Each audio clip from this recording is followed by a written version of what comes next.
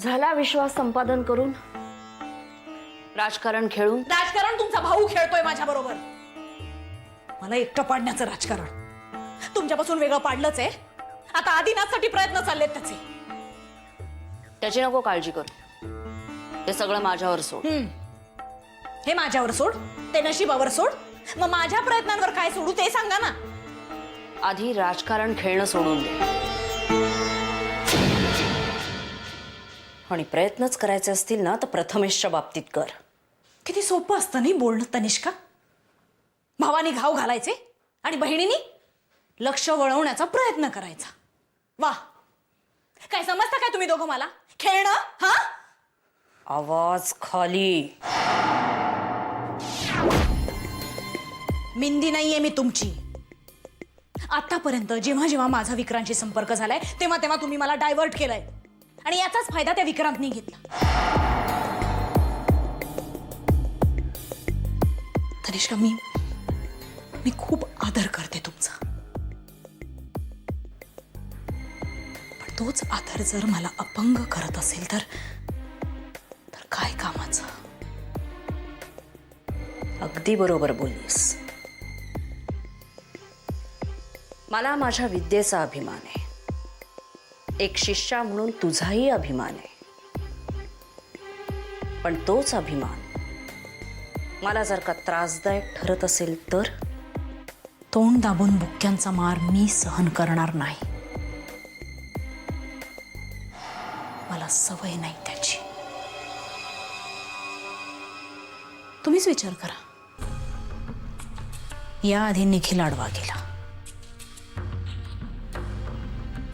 त्यानंतर विनाकारण शिप्रा, मग जीजू आणि आता विक्रांत भोसले. आणि विक्रांत असा आडवा जातोय की याआधी कुणीही गेलेलं नाही.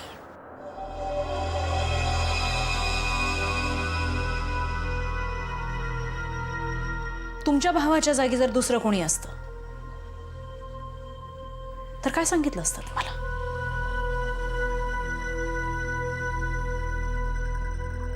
तुमचं उत्तर काही असो,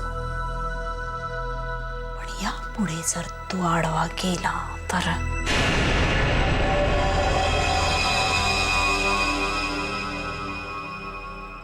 इंदुमतीचं ध्येय शास्त्री कुळाचा विनाश आहे आणि तिच्या मार्गात येणाऱ्या प्रत्येकाचा ती फक्त मृत्यूच जाणते. तनिष्का आणि तिची नाती नाही.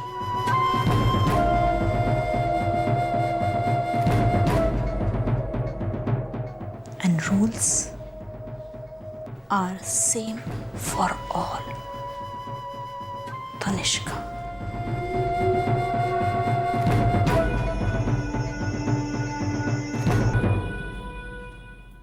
काय ग प्रिया, उठली का? नाही, अजून झोपलीये. काय मुलगी आहे ही. रात्री 2-2 वाजेपर्यंत जागत असेल, मग कशी उठणार? हजारदा तिला सांगितलंय 12च्या पुढे जागू नकोस, ऐकणार नाही.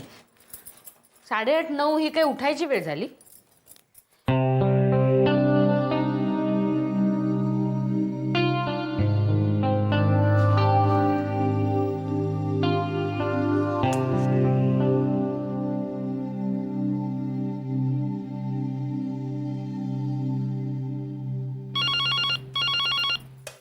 मी बघते.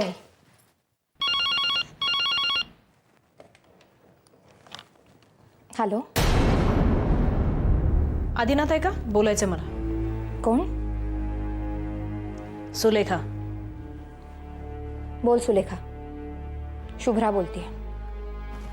आधी फोन रिसीव करत नाहीये, मला बोलायचं त्याच्याशी. मला सांग, मी सांगेन त्यांना.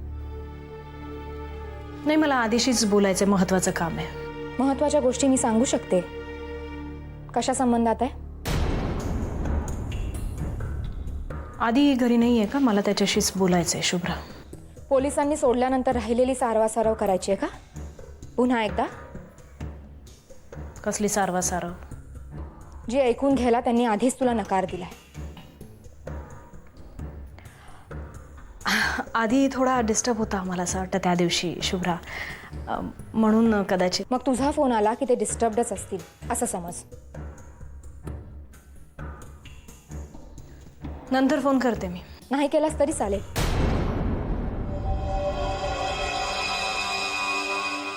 Come on Shubhra, don't be. I am not Orthodox. Sulekha, आत्ता मी तुला काय सांगणार आहे ते लक्ष देऊन ऐकायचं. तुझे हे खेळ ताबडतोब थांबव. आमचं लग्न म्हणजे तुला काय वाटतं मला माहित नाही, पण आदिनाथांसाठी जी गोष्ट महत्वाची आहे ती गोष्ट तितकीच माझ्यासाठीही महत्वाची आहे. त्यामुळे त्यांच्याशी काहीही बोलायचं असेल तर इथे येऊन बोलायचं.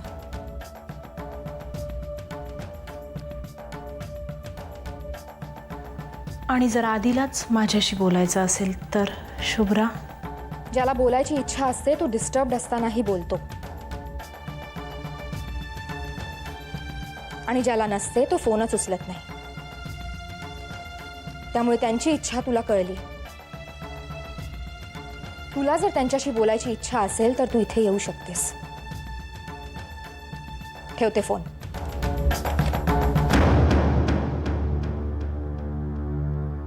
काय झालं ग? कुणाचा फोन? सुलेखाचा फोन होता. आदिनाथांशी काहीतरी महत्वाचं बोलायचं होतं, पण मीच बोलले. येईल कदाचित घरी. आई मी भाजी चिरली, फोडणीला टाकते. शुभ्रा,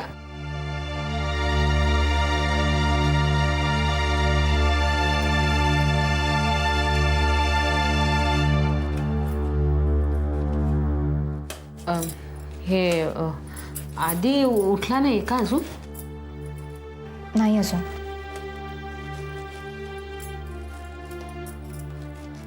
आल्यापासून तो नीट काही बोललाच नाहीये ना? कसं बोलतील आई?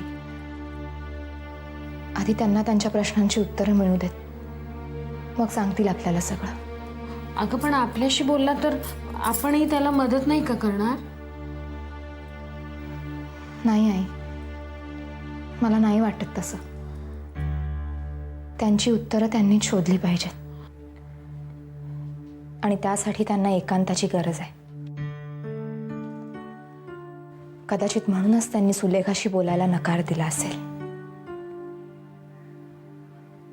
मग तू जे तिच्याशी बोललीस, आपण कुठेतरी चुकतोय या गोष्टीची जाणीव आपल्याला दुसऱ्याने करून देण्यापेक्षा स्वानुभवाने ती जास्त लवकर होते. आणि आदिनाथांच्या बाबतीत कदाचित तेच होत असेल. चूक? आधीची कसली चूक? आई, ती चूक काय आहे हे आपल्याला कळण्यापेक्षा त्या चुकीची जाणीव त्यांना होते हे आपल्यासाठी जास्त महत्त्वाचं आहे, नाही का? आणि आजोबा म्हणतात तसं, चुकीमुळे अपराधी मनाने पश्चाताप करण्यापेक्षा ती चूक सुधारणारा योग्य असतो. तेच करतायत ते. म्हणजे मला आदिनाथांचं सुलेखाशी लग्न ठरलं होतं, पण माझं आणि आदिनाथांचं लग्न झालं. यात खरं तर दोष कुणाचाच नाहीये. नियतीला ते मान्य होतं, पण आपल्यामुळे सुलेखावर अन्याय झालाय असं आदिनाथांना अजूनही वाटतंय. आणि मी समोर असताना सुलेखाशी बोलताना ते वारंवार जाणवतं. त्यांना मला सांगताही येत नाही आणि लपवताही येत नाही.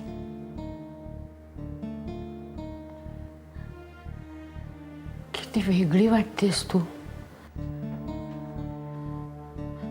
म्हणजे फोनवरचं तुझं बोलणं ऐकलं ना, मला प्रश्नच पडला, ही शुभ्रा आहे? आई, माझं लग्न झालं तेव्हा बायको म्हणून मला हक्क मिळाले, अधिकार मिळाले, पण या घरात मला ते कधीच दाखवावे लागले नाही. पण या घराबाहेरच्या लोकांना ते दाखवावे लागणार, आणि वेळ आली तर मी ते दाखवेन.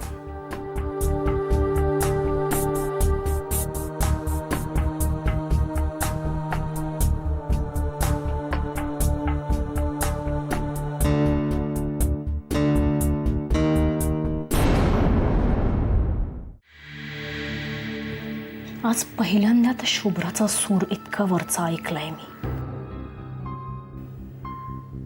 सवय नाहीये मला इतका वरचा सूर ऐकायची.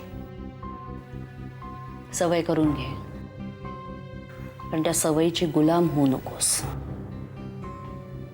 मी पाहिलेली शुभ्रा अशी नव्हती. शुभ्रा तशीच होती, पण तुला कळलं नाही. कारण स्वतः पलीकडे सूड प्रकरणांव्यतिरिक्त काही असतं हे तुला कुठे कळलंय? मी भेटली शुभ्राला. बदल हे एका रात्रीत घडतात सुलेखा, आणि इथे तर लग्नाला वर्ष उलटून गेलंय. वागण्या बोलण्यात बदल नाही होणार. बरोबर. शेवटी शास्त्री ते शास्त्रीच. प्रसंगानुरूप पाठ फिरवणारे.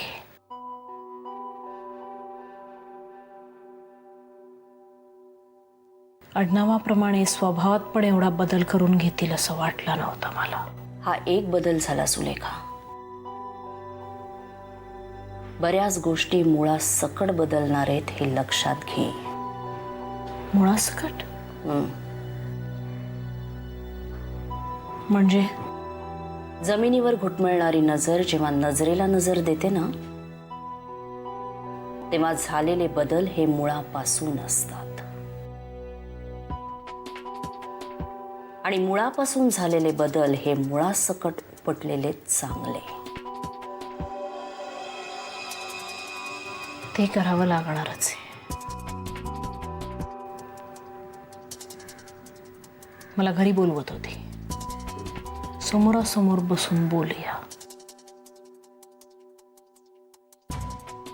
लग्न म्हणजे काय खेळ आहे का विचारत होते.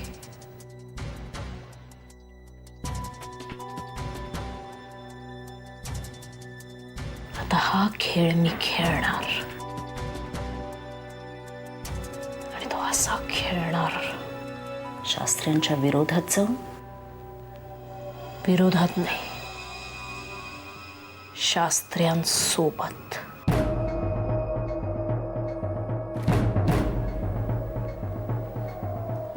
जे इंदुमतीला नाही जमलं ते आता सुलेखा करून दाखवणार.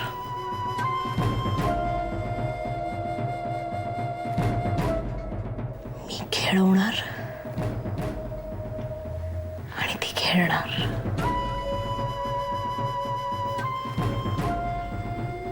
शुभ्रा शास्त्री.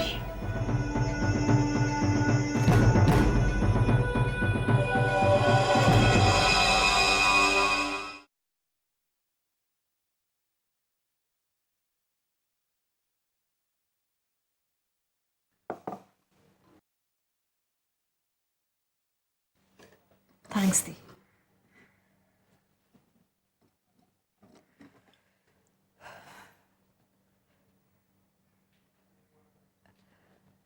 लेखा, हे सगळं काय चाललंय सांगशील का मला? काही नवं किंवा कोड्यात पाडण्यासारखं काहीच नाहीये. मला तर आता सवय झाली या सगळ्याची. माझं नशीबच फुटकंय दी. त्याला मी तरी काय करणार? अगं पण हे चाललंय काय, कळेल का मला? कळत तेव्हाही नव्हतं ती, आणि कळत आताही नाहीये. तो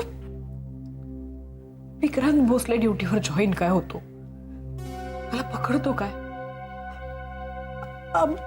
अभिमानच्या मृत्यूचा आरोप माझ्यावर लावतो, आणि तो मृत्यू मीच घडवून आणलाय, मीच त्याला मारलंय हे सिद्ध करण्याचा प्रयत्नही करतो.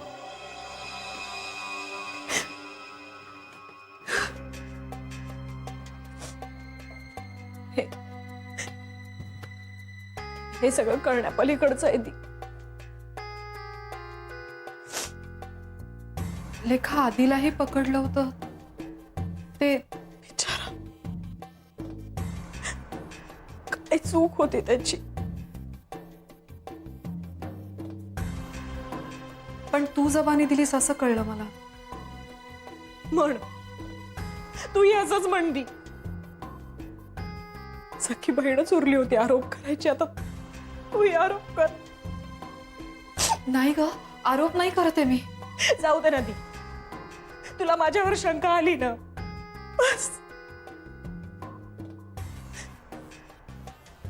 मी विचार केला होता विक्रांत भोसलेच्या प्रश्नांच्या सरबत्तीनंतर घरी आले की मला कुणी काही विचारणार नाही.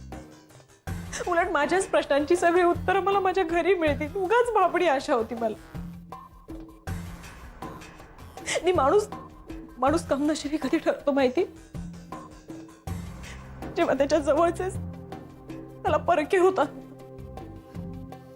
असं नाहीये ग लेखा, माझ्या कानावर जे आलं ते मी तुला ही सांगितलं. सगळ्याच गोष्टी कानावर येतात, पण त्या किती खऱ्या किती नाही हे आपण ठरवायचं ना. आपल्या माणसाच्या विश्वासावर अवलंबून असतं की कुठली गोष्ट खरी आणि कुठली अफवा हे ठरवायचं. अगं हो ग, तू का चुकीचे अर्थ काढतेस लेखा? ती जबानीत मी आधीचं नाव घेतलं असं तू विचारतेस मला.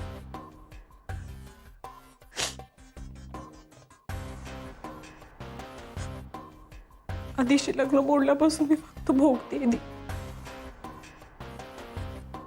आणि भोगतच बसली.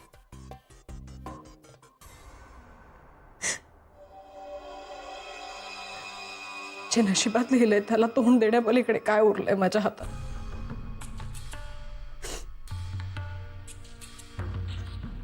दी आधी मला सोडून गेला, माझी काय चूक होती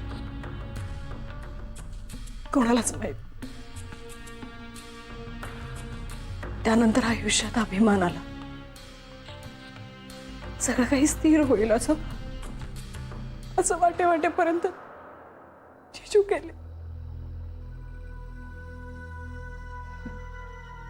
आणि जिजूंचा मृत्यू माझ्यामुळेच झाला असा माझ्यावरच आरोप लावला सगळ्यांनी. लेखा नाही पण दी, मी जर स्पष्टपणे विरोध केला नसताना तर या सगळ्यांनी सिद्ध केलं असतं की जिजूला मीच मारलं म्हणून.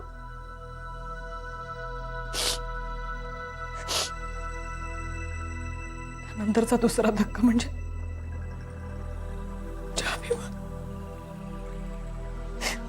अभिमान केला आणि त्याला सुद्धा मीच मारलं असा माझ्यावर आरोप आहे.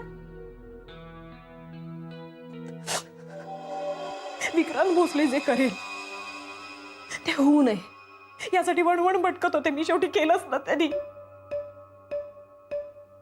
अगं मी आयुष्याचा जोडीदार म्हणून, एक मित्र म्हणून त्याच्याकडे पाहिलं, त्या आधीचं नाव मी या प्रकरणात जबानीत घेईन का?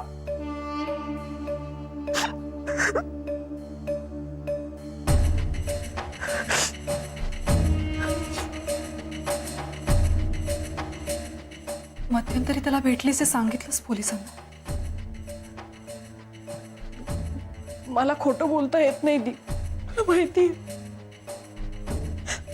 खूप एकटी पडले होते ग, गरज होती मला आधाराची. आणि मी आधीला भेटले, त्याचंही भांडवल केलं या पोलिसांनी आणि त्या विक्रांत भोसलेनी.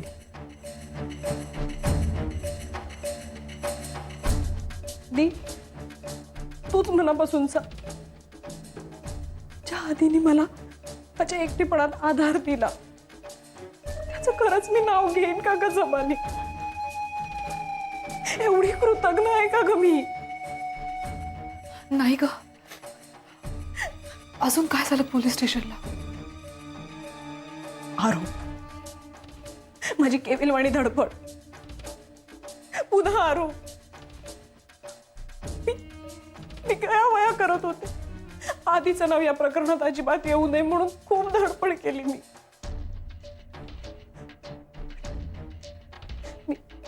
मी एवढं सगळं केलं आणि माझ्या पदरात काय पडलं? काहीच नाही.